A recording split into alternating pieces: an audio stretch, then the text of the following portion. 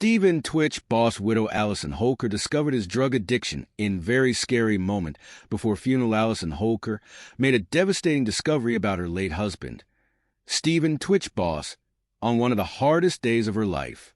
Weeks after the Ellen DeGeneres Show co-executive producer and longtime DJ died by suicide at age 40 in December 2022, the dancer uncovered a cornucopia of drugs, including mushrooms, pills, and other substances I had to look up on my phone, hidden inside his shoeboxes. I was with one of my really dear friends, and we were cleaning out the closet and picking out an outfit for him for the funeral. Holker, 36, recalls in an exclusive interview with People for its latest cover story on Newsstands Friday. It was a really triggering moment for me because there were a lot of things I discovered in our closet that I did not know existed. It was very alarming to me to learn that there was so much happening that I had no clue about, she continues. It was a really scary moment in my life to figure that out, but it also helped me process that he was going through so much and he was hiding so much, and there must have been a lot of shame in that. Throughout their 9-year marriage, Holker, who details her healing journey in a new memoir titled This Far, out February 4th, believes she and Boss had very honest communication, including about his marijuana use. At night, after their kids went to bed, he would quietly slip into their guest house to smoke or drink. That was his alone time. It was his time to recharge, and that was okay, she says. But as she combed through his journals hoping to find clarity and closure after his death, Holker learned her husband had hidden painful secrets from even those closest to him.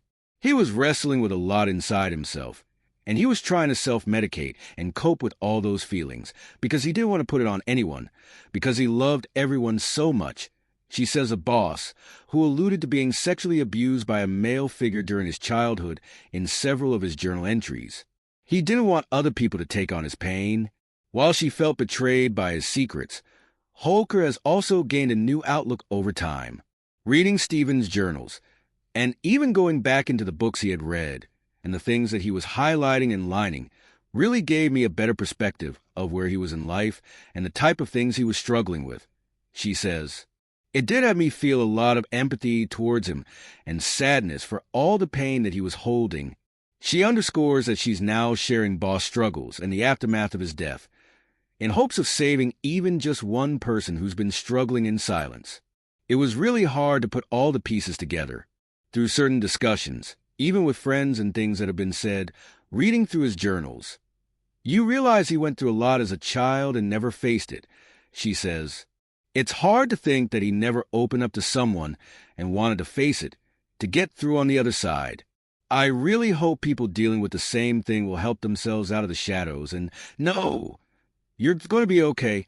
While Boss, who was acting withdrawn, showering less frequently and smoking morning and night, acknowledged to her that he was going through a low period. He was very careful about this wording, she recalls. At the time, he was closing out 8 years on the Ellen DeGeneres Show while also ending a run as a judge on So You Think You Can Dance. Still, we were getting ready for this big year, she says. It seemed like, he's taking a resting period, which he would say he's never had.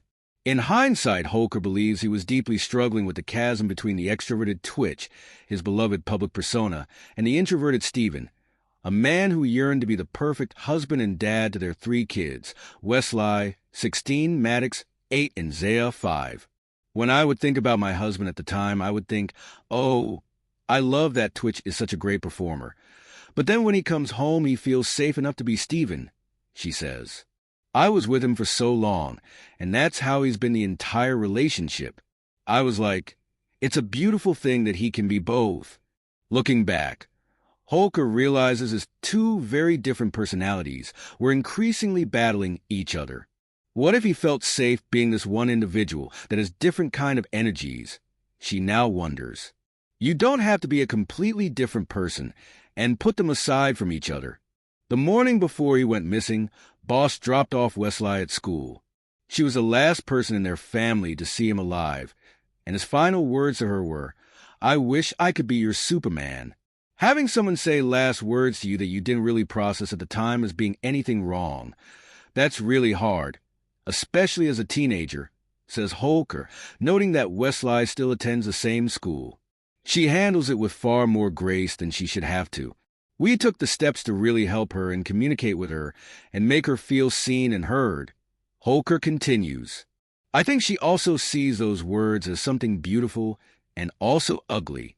It's a battle that she's going to always have with herself, but I know she can see it from both sides. Feeling the full range of emotions and knowing that's okay is what Holker hopes others take away from her new book.